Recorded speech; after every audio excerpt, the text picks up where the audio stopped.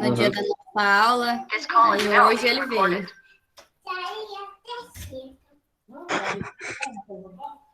Professor, uma pergunta. A tarefa Vamos lá. A tarefa de hoje vai ser a correção ou vai ter uma tarefa mesmo? Não, somente a correção, tá? Ah, tá. Porque é semana de prova, né? Isso mesmo. Pessoal, então, olha só, questão número 1. Um capital de 6 mil foi aplicado a juros simples de 9,5% ao ano, tendo rendido 2.470. Durante quanto tempo ele ficou aplicado? Então, vamos lá. Essa aqui, eu até tinha conversado com vocês, explicado ela na última aula, né? E aí nós tínhamos identificado aqui todos os termos que apareceram aqui, né? Então, nós tínhamos identificado que 6 mil era o nosso capital, 9,5% é a nossa taxa, e o que rendeu aqui é a quantidade de juros. E nós queremos determinar o tempo, tá? Então, aqui, olha, eu disse, né, para vocês, para ajudar, né, nessa identificação, que a taxa, sempre ela vai estar aqui para mim, olha, em percentual. Então, o valor que eu ver no problema em forma percentual significa que é a taxa, tá? Então, aqui, olha, nós temos a taxa. O tempo, ele sempre vai estar numa unidade temporal. Então, como vocês podem observar aqui, nesse exercício aqui, não tem nenhum além da taxa, mas a taxa está percentual, né? Então, eu não tenho nenhum valor acompanhado de uma unidade temporal. Somente aqui a taxa, mas a gente já sabe que com percentual aqui não pode ser o tempo, vai ser a minha taxa, tá? O capital é o valor inicial que eu tenho em qualquer operação. Então, se é o empréstimo, é aquele valor que eu peguei lá como empréstimo. Se for uma aplicação, é o valor que eu depositei nessa aplicação, tá certo? E quando fala aqui para mim rendido, significa que é um valor que derivou deste inicial aqui. Olha, se ele rendeu, se é um valor que rendeu, ele rendeu a partir de algum outro valor e rende a partir do meu capital. E se é algum valor que foi rendimento, então representa juros, tá? Então, esse aqui é juros. Tirados os dados, né? Você analisando o problema, encontrando cada dado, né? O que cada um representa, aí você tem, nesse caso, como é juros simples, você tem duas opções. Você pode estar fazendo o cálculo sem a utilização da fórmula, por ser juros simples, não é algo complicado de ser feito, você pode estar fazendo, ou você pode estar utilizando já a fórmula, tá? Sem utilizar a fórmula, né? Vocês podem fazer aqui, olha, determinar quanto que rendeu ao ano, e aí você consegue obter aproximadamente quanto tempo, né, vai ser necessário para atingir esse montante aqui. Utilizando a fórmula, nós substituímos cada um desses elementos. Então, nós vamos substituir o valor dos juros, que é 2.470, vamos substituir o capital que foi informado, que é 6 mil, a taxa, lembrando, né, olha, taxa de juros, eu não vou levar a forma percentual para o meu cálculo, tá? Eu levo a forma decimal. Então, como eu preciso da forma decimal, eu sempre vou fazer essa conversão aqui, tá? E de que forma que eu posso obter a forma decimal? Dividindo por 100, tá? Olha, mais uma vez, relembrando a vocês, né? Por cento significa por 100. Então, por 100 é uma divisão por 100. Então, a forma decimal é você dividir 9,5 por 100. Então, você encontra 0,095.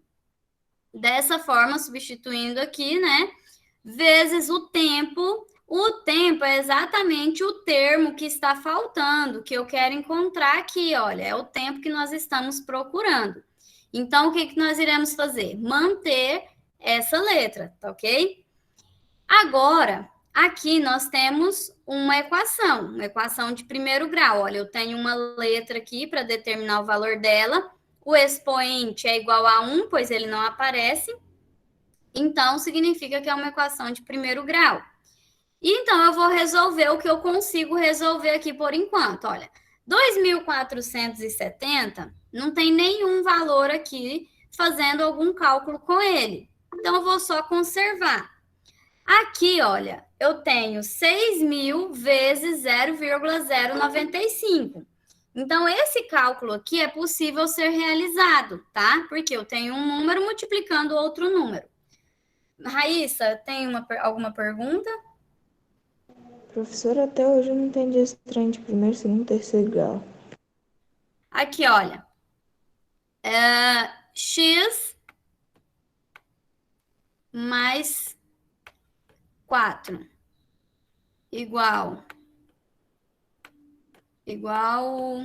a 8. Isso é a equação de primeiro grau. Eu sei que é primeiro grau é analisando a letra que aparece na minha equação, tá? Então, eu vou ver aqui, olha. A letra que apareceu foi a letra X, é a nossa incógnita, né? Essa incógnita, eu vou observar o expoente dela para determinar o grau dela, tá? Então, aqui é de primeiro grau, porque somente o expoente 1 que não aparece. Os outros expoentes, eles precisam aparecer. Então, se eu tenho x ao quadrado igual a 9, isso aqui é uma equação de segundo grau. Por quê? O expoente aqui, olha, da minha incógnita é igual a 2, tá? Então, aqui determina que é do segundo grau. Como aqui não aparece, eu sei que aqui equivale a 1. Então, se é 1, é do primeiro grau. Entendeu agora, Raíssa? E esses até que número? Tem o primeiro, segundo, terceiro, quarto, quinto, oitavo, décimo? Não tem um limite, não, tá? Só que, sério, só que assim, o que acontece é que a gente tem possibilidade, né, de calcular, nós temos possibilidades de calcular equações de terceiro, quarto, até quinto grau, a gente ainda consegue aí resolver sem o auxílio de uma calculadora específica ou um programa específico, tá? Mais que isso, já precisa de um auxílio, tá? Porque a gente não vai conseguir resolvê-las e, dependendo do grau dessa equação, também não é possível responder ela, tá? Tá bom, obrigada. Aqui, olha, pessoal, aí voltando aqui, nós temos aqui, podemos resolver essa multiplicação aqui, tá? Então, foi o que foi realizado aqui, 6.000 vezes 0,095, resulta em 570. Esse 570, ele vai manter aqui essa multiplicação com a minha incógnita t, tá? E nesse ponto da equação, se vocês quiserem continuar a resolução dessa maneira que está escrito aqui, olha, a letra, né, a sua incógnita, no segundo membro da igualdade, não tem problema algum, tá? Você pode continuar a resolução dessa forma. Então, como que seria se você continuasse? Você iria manter o t aqui e o 570, que é um valor numérico, você passaria dividindo 2.470 aqui, tá? Porque eu vou unir aqueles termos que são semelhantes, tá? Então, o valor numérico, ele é semelhante a um valor numérico. Então, por isso que esse 570 passa aqui para junto do 2.470. Porque 570 vezes t, não é possível fazermos nada com ele, tá? Não tem como eu resolver nada somente com isso aqui, ó, somente com essa multiplicação, tá? Por isso que eu uno os termos que são semelhantes. Número, eu uno aos números, e letras eu vou unir com as letras, semelhantes também, lógico, né? Se tivesse um y aqui, não ia resolver muito você unir com o t, porque são diferentes. São termos semelhantes. Mas, né, eu prefiro trabalhar com equações onde a letra está no primeiro membro da igualdade, tá?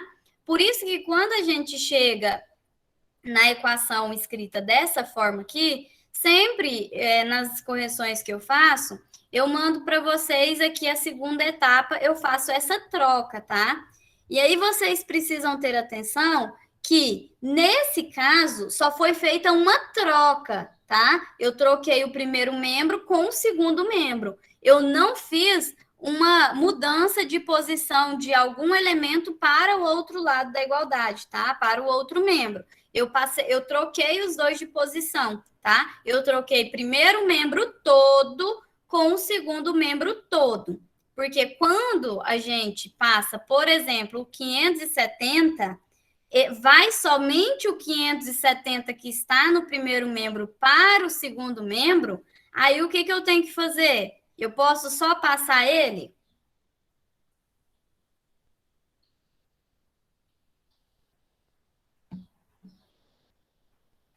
O que acontece com 570 quando ele vai para o segundo membro da igualdade? Multiplicar?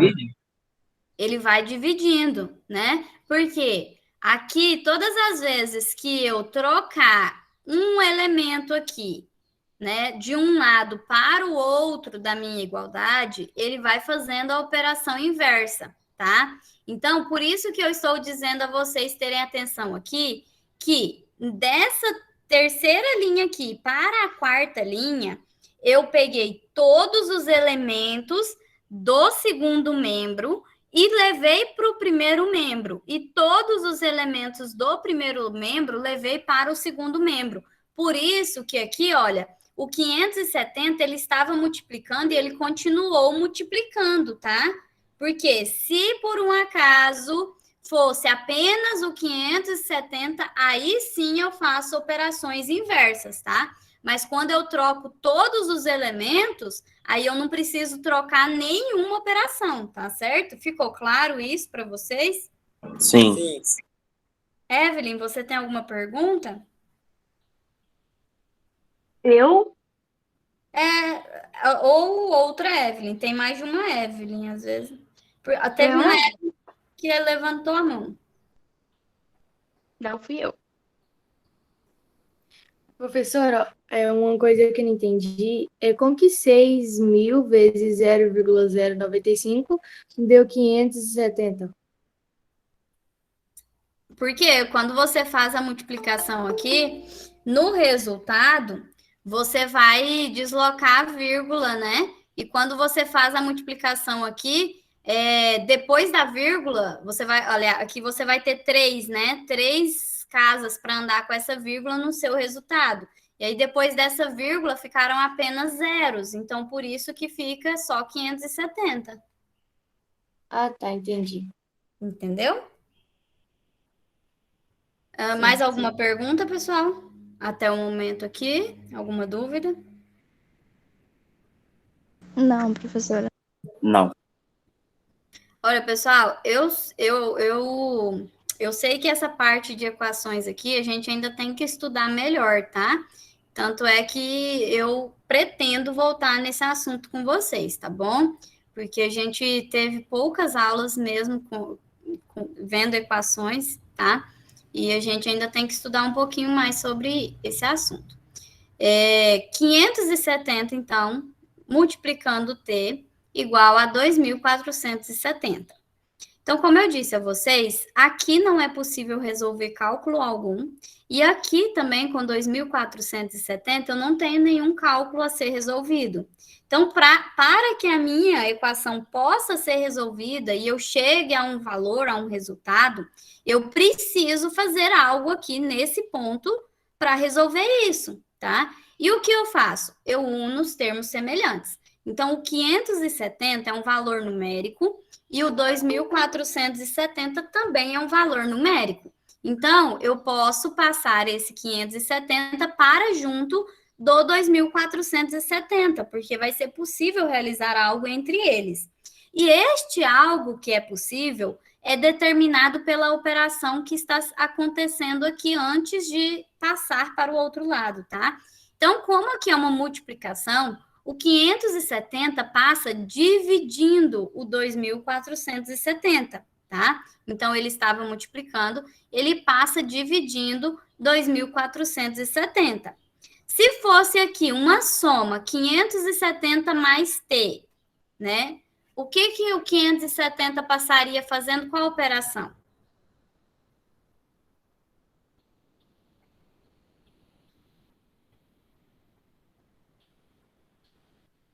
Vamos lá, pessoal. Se eu tivesse uma soma ao invés de uma multiplicação, para passar o 570 para junto do 2.470, qual seria a operação matemática que eu teria que fazer no outro lado da igualdade? Soma, divisão. Olha, ele estaria somando, né?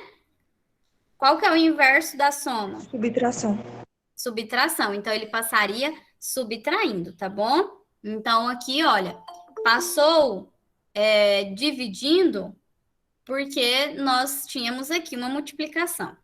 Se fosse uma soma, se fosse uma subtração, aí eu passaria fazendo o inverso, tá? Se fosse subtração, eu passaria fazendo a soma. Se fosse a adição, eu passaria fazendo a subtração, tá bom?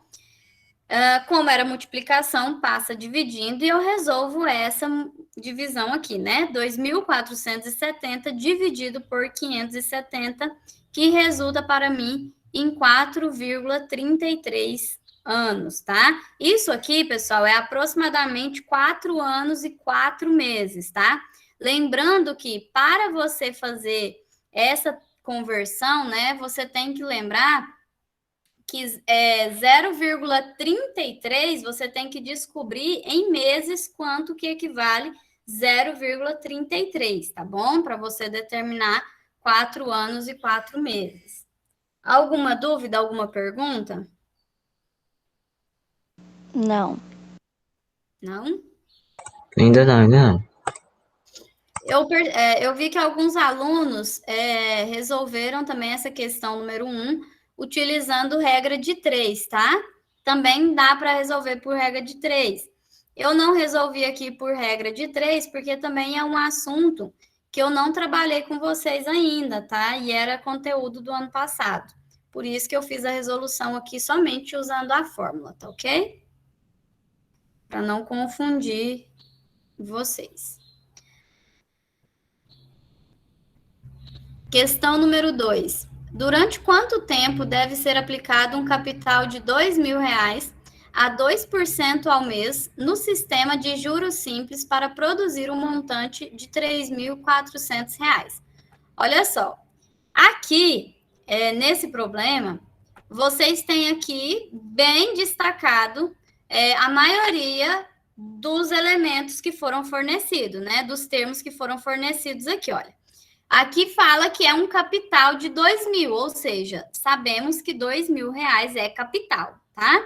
2% ao mês, porcentagem, indica o que pra gente? Taxa. A taxa, tá? Então, aqui, olha, é a nossa taxa. No sistema de juros simples, importante destacar que é juros simples, porque vão resultar em valores diferentes, os regimes de juros simples e composto, tá? Para produzir um montante, olha só, também ficou bem claro, olha, para produzir um montante de R$3.400. Então, 3.400 é o nosso montante, ok? Ok. Então, olha, durante quanto tempo? Olha, então, nosso objetivo na questão 2 é encontrar o tempo, tá? E para encontrar o tempo, eu tenho o capital, a taxa e o montante. Observando a nossa fórmula do juros simples, olha aqui ela. Eu tenho que a fórmula do juros simples é capital vezes a taxa vezes o tempo. Então, significa que se eu quero encontrar o tempo, eu posso utilizar essa fórmula como nós fizemos aqui, olha, na questão número 1, tá? Então, essa fórmula dos juros simples aqui, eu consigo determinar juros, eu consigo determinar capital, consigo determinar a taxa ou consigo determinar o tempo, tá? Então, aqui eu consigo obter o meu tempo. Só que observe que nesse problema não foi informado para nós o valor dos juros, tá? Não tem aqui no problema qual é o valor dos juros. E eu só consigo encontrar o T, que é o meu tempo, se eu tiver somente ele de letra, tá? Eu não consigo encontrar o J e o T em uma mesma equação, em uma mesma relação matemática aqui, tá? Eu não consigo obter, porque eu vou ficar emperrada lá no final com J e T, sem saber o valor do J e sem saber o valor do T. Então, antes de utilizar essa fórmula para encontrar o tempo, que é o meu T, eu tenho que primeiro encontrar os juros.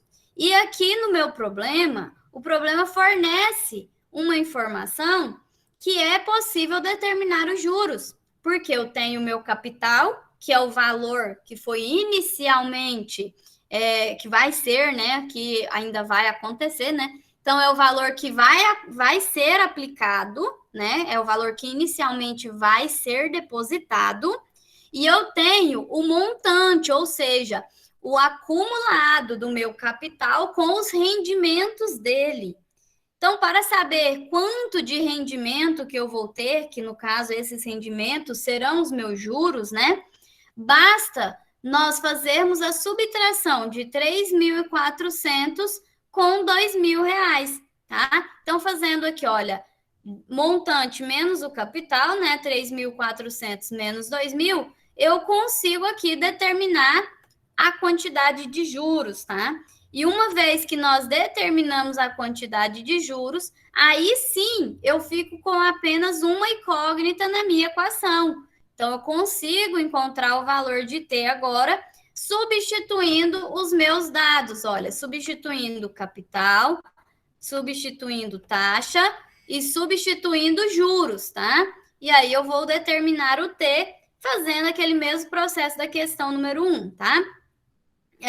Mais uma vez, lembrando que quando eu vou levar 2% aqui, que é a minha taxa, para o meu cálculo, eu não levo 2, tá? Eu levo a escrita decimal dessa porcentagem. Então, divido 2 por 100, encontro a minha taxa na forma decimal, tá bom? 0,02. Então, substituindo os valores, temos, né? 1.400 igual a 2.000 vezes 0,02 vezes T, que é o tempo que desejamos encontrar, tá? Aqui, mais uma vez, olha, com 1.400, eu não tenho nenhuma operação a realizar. Então, eu só reescrevo ele, tá?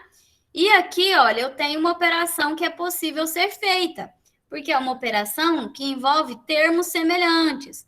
Termos semelhantes, olha, 2.000 é valor numérico, 0,02 é um valor numérico. Então, 2.000 vezes 0,02 resulta em 40.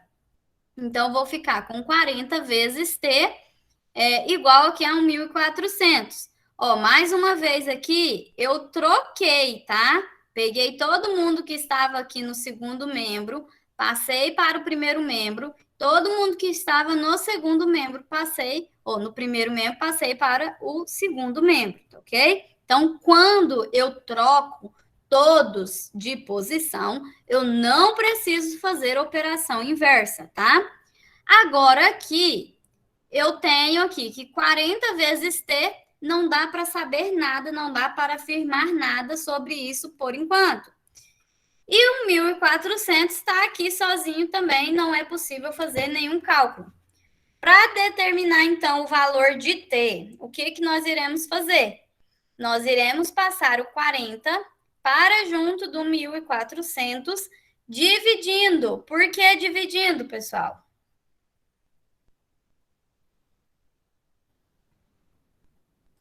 Ele passou para baixo, não sei, para o lado.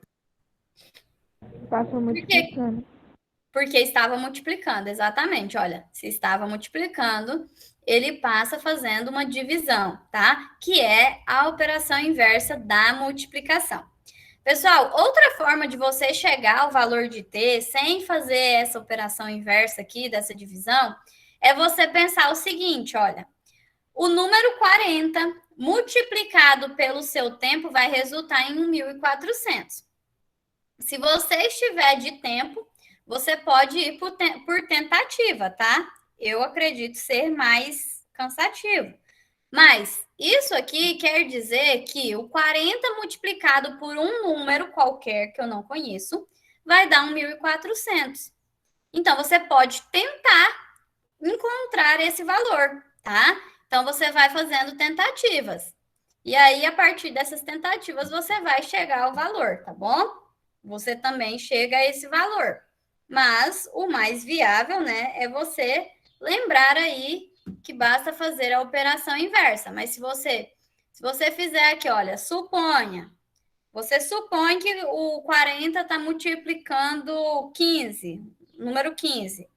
40 vezes 15 vai dar 600. Olha, não chegou em 1.400, chegou em 600. 1.400 é mais que o dobro de 600. Então, aí você pode tentar, então, mais que o dobro um pouco de 15, né? Aí você joga lá 30. 30 dá 1.200, chegou perto. Aí você vai jogando. Então, 40 vezes 34, 1.360. Não. Então, 40 vezes 35, 1.400.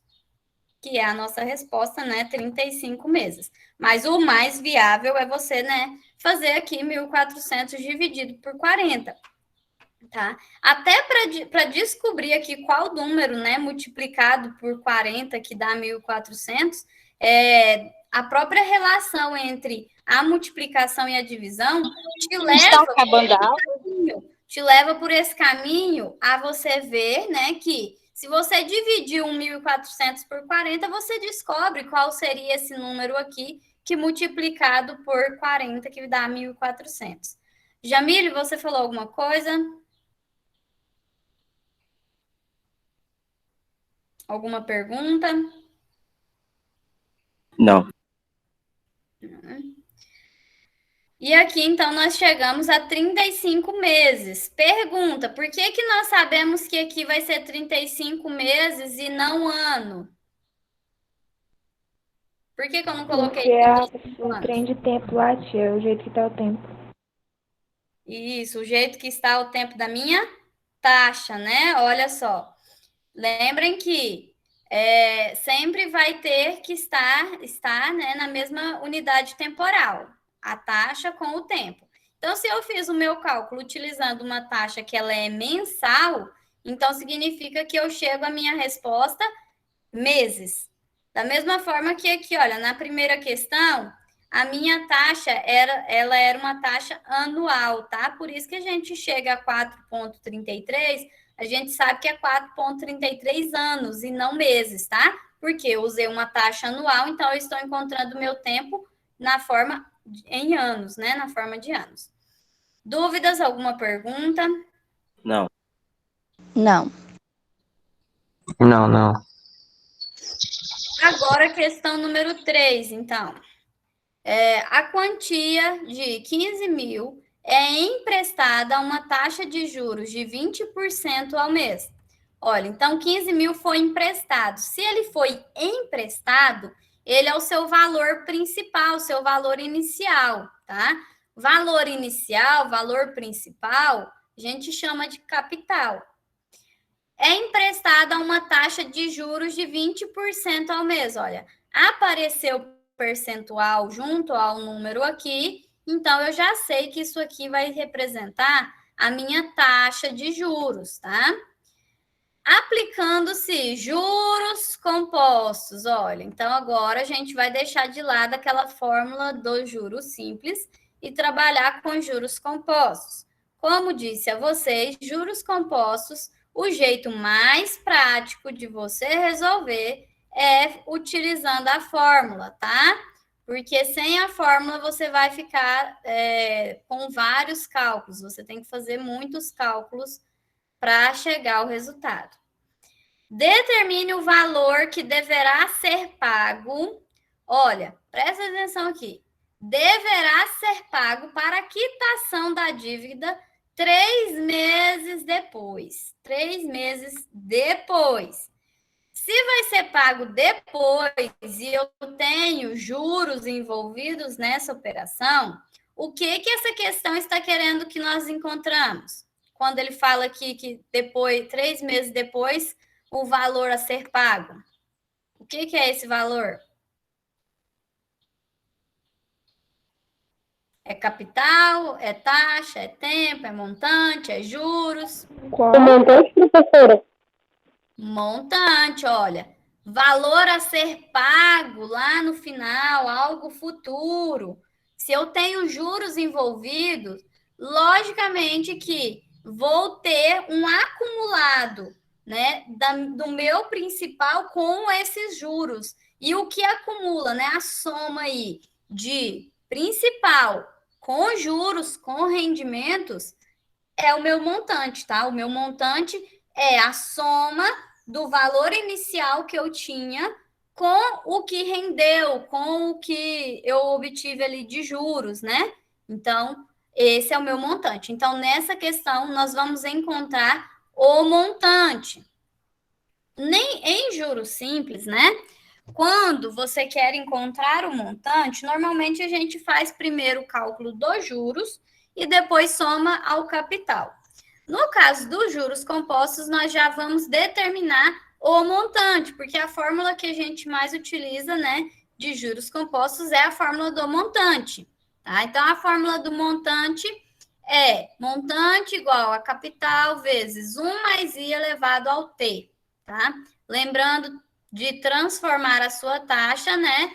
Se está 20% aqui, olha, é percentual, transformo em decimal, 0,2 é o valor que eu levo para o meu cálculo. Vou substituir aqui os valores que foram fornecidos. Então, nós temos o capital, que é 15 mil, temos a taxa, que é 0,2, e temos o tempo, que é 3 meses, né? São 3 meses aqui. Perceba que, nesse caso aqui, olha, você também tem uma equação, tá? A fórmula que você utiliza, ela também é uma equação de primeiro grau. Só que ela é uma equação onde a sua incógnita, ela já está isolada, tá? Então, perceba que aqui você faz um processo para que essa letra que você está procurando fique isolada aqui no primeiro lado da minha igualdade, né? E aí, no caso da minha fórmula aqui, quando eu tenho, né, todos os valores aqui referentes que estão no segundo membro, a minha incógnita, no caso o M, que é o montante, ela já fica isolada. Por isso que a gente não percebe que a gente está fazendo uma equação, né? Você está resolvendo uma equação de primeiro grau. Mas isso aqui é uma equação de primeiro grau também, tá? É bem mais fácil de resolver, porque a sua letrinha já está lá isoladinha onde ela deveria estar, e todos os valores numéricos estão aqui, olha, escritos na forma de uma expressão numérica, tá? Falando em expressão numérica, né? Em expressões numéricas, o que a gente tem que resolver primeiro? Multiplicação, parênteses ou potência? Parênteses. Muito bem, parênteses. Então, primeiro de tudo, é você somar aqui, tá? Você soma o que está entre parênteses. O restante, você reescreve, tá? Então, reescreve 15 mil vezes, aqui, 1 mais 0,2, 1,2. Elevado ao tempo, 3 meses, tá? Então, o 3 aqui você conserva também. Agora, eu tenho uma multiplicação e uma potenciação. O que nós temos que resolver primeiro?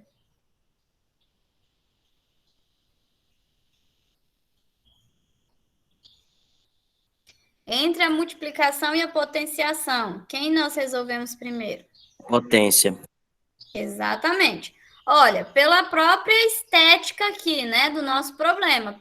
Olha só, se você, por um acaso, multiplicar 15 mil vezes 1,2, esse 3 aqui vai ficar sobrando, ele vai ficar boiando, porque você tirou a base dele, ó, a base dele é 1,2. Como que você deixa o 3 sozinho aí? Ele vai ficar aí boiando. Então, não pode, tá? Primeiro você resolve a potenciação, tá? Porque aqui 1,2 é a base do nosso pobre 3 aqui. Não pode tirar ela, você tem que resolver. Então, 1,2 ao cubo, elevado à terceira potência, é você fazer 1,2 vezes 1,2 vezes 1,2, tá? Não é você fazer 3 vezes 1,2, tá errado. É 1,2 vezes 1,2 vezes 1,2. O expoente indica quantas vezes você irá multiplicar a base por ela mesma. Sim. A Raíssa falou que ela vai ter que sair da aula, tá bom? Mas depois ela assiste gravado. Certinho, sem problema. Então, resolvendo aqui, olha, vamos ficar com 15.000 vezes 1,728. Multiplicando agora aqui, nós encontramos o montante, que é de R$ 25.920. E essa aqui é uma taxa muito alta, tá? Porque se você pegar 15.000 emprestado, só durante 3 meses, você pagar R$ 25.000, você estaria pagando, olha, R$ 10.920 de juros. Então, é uma taxa muito alta, tá? O camarada precisa estar no sufoco que o pescoço dele está em jogo, né? Para pegar um empréstimo desse, tá certo? Alguma dúvida? Não, professora. Não. Questão 4. Uma aplicação especial rende 1,5% ao mês em regime de juros compostos. Então, olha só, 1,5% ao mês, regime de juros compostos. Certa pessoa deseja aplicar a quantia de 620. Olha só, se vai aplicar, então isso aqui é principal. Principal é capital, tá bom? Ó, tá vendo? Até rima, né? O principal é capital. Então, não esqueçam. Durante 2 anos. Olha só. Aqui tem uma unidade de tempo, aqui também tem uma unidade de tempo. O que tem unidade de tempo para mim, ou é taxa ou é tempo, tá? Nesse caso aqui, a taxa diferencia do meu tempo pelo percentual que acompanha o número, tá? Então, aqui, olha, é taxa porque está com o percentual. E aqui é tempo, tá? Porque é só na forma cardinal do número, tá bom?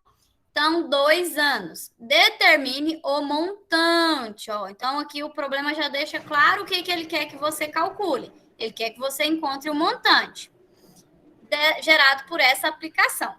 Aí, o primeiro de tudo que nós temos que observar, né? A minha taxa é uma taxa mensal. E o meu tempo está dado em anos, tá?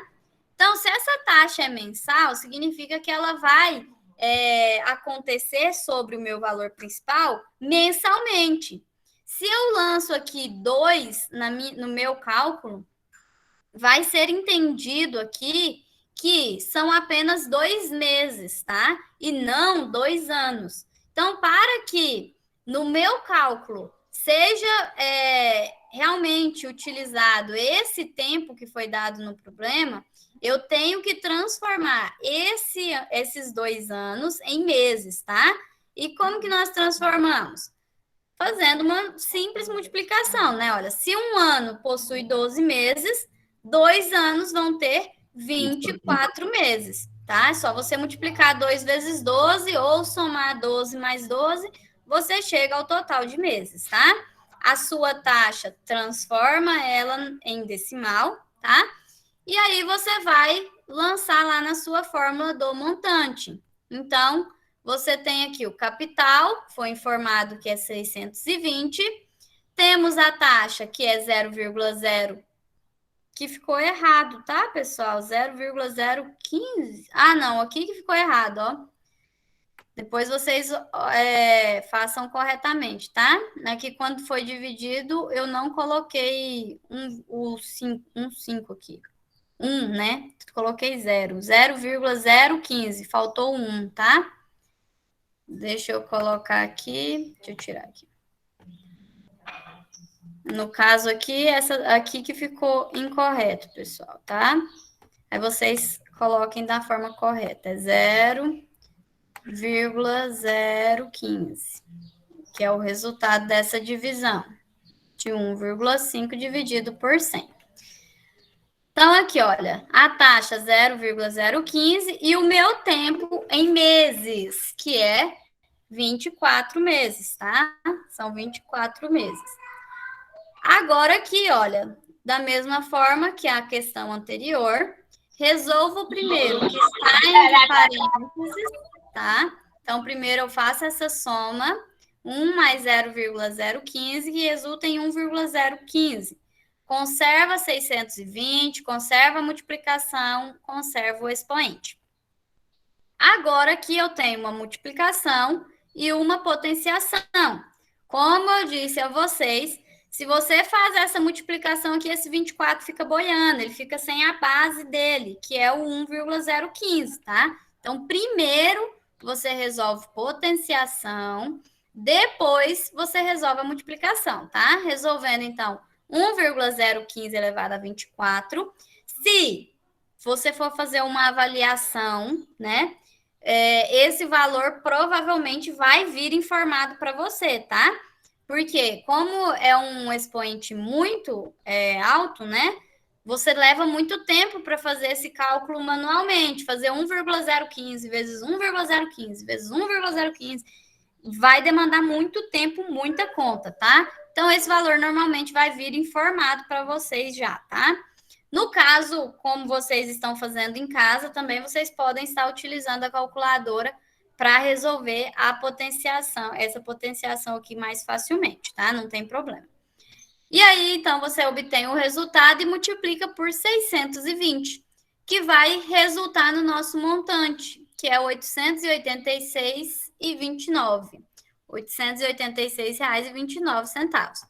Então, olha, enquanto, né, na questão número 3, o juro era uma taxa de juro abusiva, 20% ao mês, né? Muito alta essa taxa de juros. Rendeu aí em 3 meses 10.920. Na questão 4, já é uma taxa muito pequenininha, né? Porque 1,5% ao mês, olha, o dinheiro ficaria aplicado lá 2 anos, né? E os seus 620 se transformaria em apenas, né, R$ 886,29, tá ok? Para vocês irem aprendendo como a vida é dura, né? Ó, se você está precisando de dinheiro emprestado, né? Ó, é emprestado aqui. Se você está com a corda no pescoço aí, você vai pagar um absurdo de juro. Mas aí, se você está com um dinheirinho sobrando, eles vão te pagar uma merrequinha de juro por mês também, né? Então, a vida é dura, pessoal. Famosa injustiça. Tá vendo só? Pessoal, tem alguma dúvida, alguma pergunta sobre juros simples, juros compostos? Não. Professora, eu posso falar sobre a última questão? Sim, pode. Pois é, a senhora viu do jeito que eu coloquei todas assim, sabe? Classificadas. E aí eu fui ver a correção, a senhora botou meio diferente, tem problema não? Porque a minha, eu olhei assim, tá certa. Só que Não, olha, como eu falei para vocês, essas questões aqui, algumas questões dá para você resolver utilizando outros cálculos, tá? Sem necessariamente usar as fórmulas. Então, se você chegou à resposta, não tem problema nenhum, tá bom? Não, professora, é porque a última questão é dos triângulos. Ah, não. Ah, tá. Você tá falando na última questão? Isso. É porque tá. eu fiz de um jeito, aí eu vi a correção e estava certo, só que não está no posicionamento certo. Ah, não. A questão da posição, não. Imagina. Sem problema nenhum. Tá? Pessoal, a última questão, eu acredito que eu deveria ter feito o enunciado um pouco melhor, tá?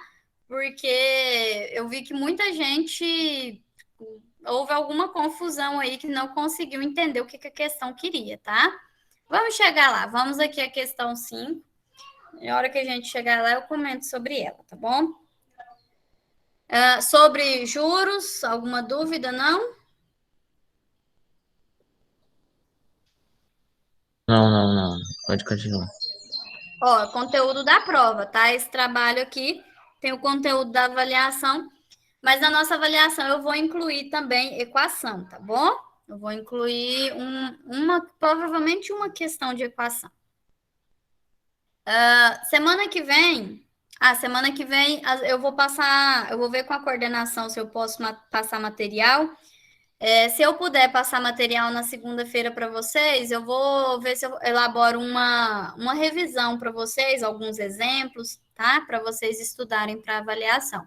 Porque a aula no Meet não vai ter, tá bom? A aula no Meet durante as semanas de avaliação, vocês terão apenas se for no dia da avaliação. Então, se nossa avaliação fosse na segunda-feira, poderíamos ter uma aula no Meet, tá? Mas como não aconteceu, então nós não teremos. Aí a senhora vai mandar, tipo, alguma coisa ainda ou não? Então, eu vou ver com a coordenadora, porque eu não sei se o material é para ser enviado. Se o material puder ser enviado, aí eu mando, mas aí eu vou mandar também só uma revisão sem atividade para vocês fazerem, tá? Só exemplos, explicação, certo? Tá bom. Pessoal, questão 5, então, olha, é sobre os triângulos, tá? Nós vimos apenas a introdução, né, sobre os triângulos. Então, é bem tranquilo, é mais a definição, não tem não tem cálculo para vocês fazerem, tá? Quanto às classificações de triângulos, assinale a alternativa correta. Então, vamos lá, olha, a letra A dizia o seguinte: um triângulo isósceles possui dois lados com comprimentos iguais. Entretanto, não é possível afirmar nada sobre seus ângulos. Olha só, nessa primeira alternativa aqui, essa parte aqui é o que torna ela uma afirmação incorreta, tá? Por quê? Em um triângulo isósceles, podemos sim afirmar algo sobre os seus ângulos, tá? E o que nós podemos afirmar é que dois dos seus ângulos vão ser iguais, tá? Terão a mesma medida. Então, em um triângulo isósceles, ele tem dois lados com comprimentos iguais e dois ângulos também serão da mesma medida, serão iguais. Então, essa aí está incorreta. Alguma dúvida? Não.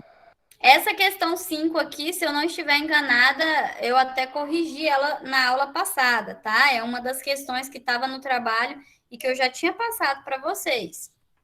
Muita gente errou, viu? Vamos lá, letra B. Um triângulo equilátero possui todos os lados com comprimentos iguais. Ó, até aí tudo bem, tá certo, né?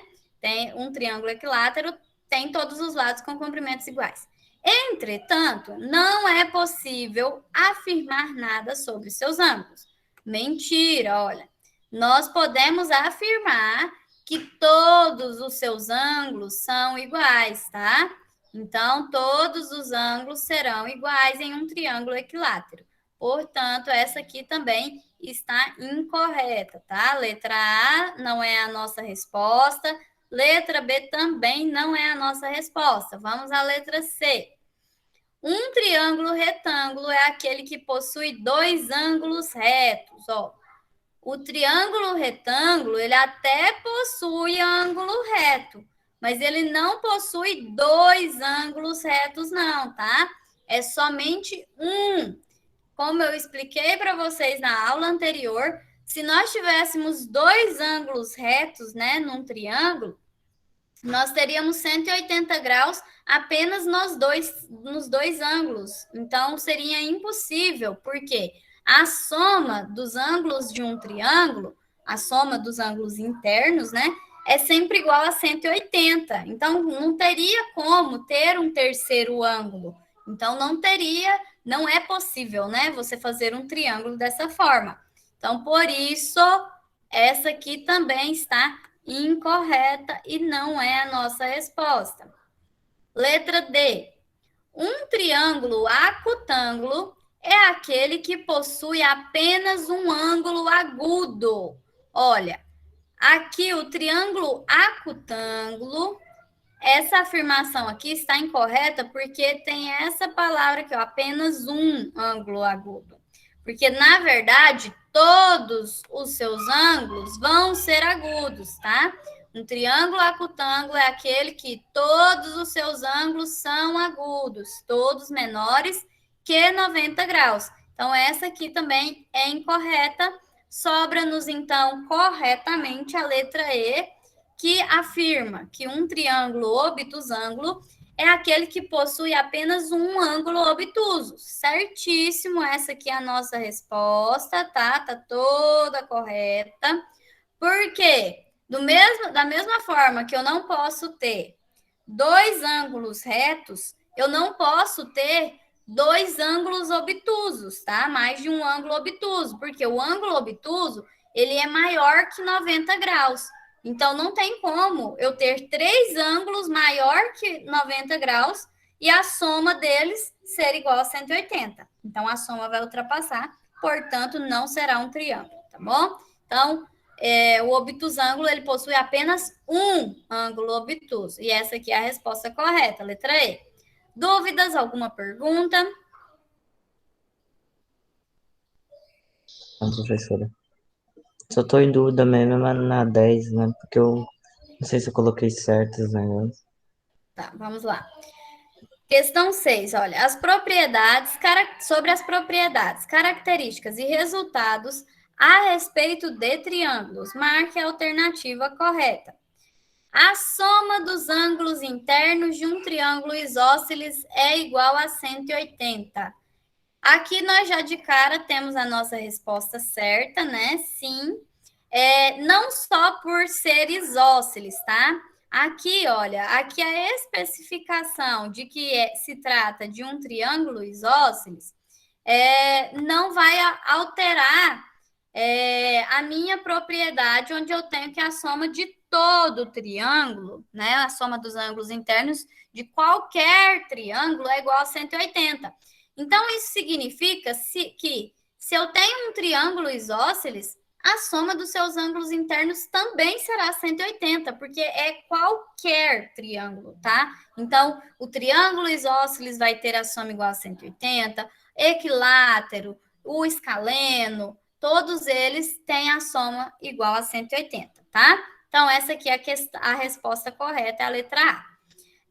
Vamos verificar aqui as demais, porque aí vocês também aprendem um pouquinho mais sobre os triângulos, né? Olha, a soma dos lados de um triângulo sempre é igual à sua área. Olha só, aqui falou em soma dos lados e aqui falou que vai ser igual à área, tá? Aqui que está incorreto, tá? Porque a soma dos lados de um triângulo equivale ao perímetro, tá bom? Então, perímetro que soma os lados, não a área. Letra C. A soma de dois lados de um triângulo é sempre menor que o terceiro lado que não foi somado. Não. A soma dos dois lados vai ser sempre maior que o terceiro lado, tá? Sim. Que não foi somado. Se você tiver aí as medidas, se você soma, ela vai ser maior do que aquele que não foi somado, tá bom? Letra D. Os triângulos retângulos possuem um único ângulo raso. Olha só, o que é um ângulo raso? Alguém lembra? Esse a gente não revisou, né? Ele é exatamente 180? Exatamente, isso mesmo. 180 é um ângulo igual a 180 graus. Então, tá incorreto, porque o triângulo retângulo possui um único ângulo reto, tá? Igual a 90 graus. E temos um ângulo reto e dois ângulos agudos que são menores que 90. Por que eles têm que ser dois ângulos agudos?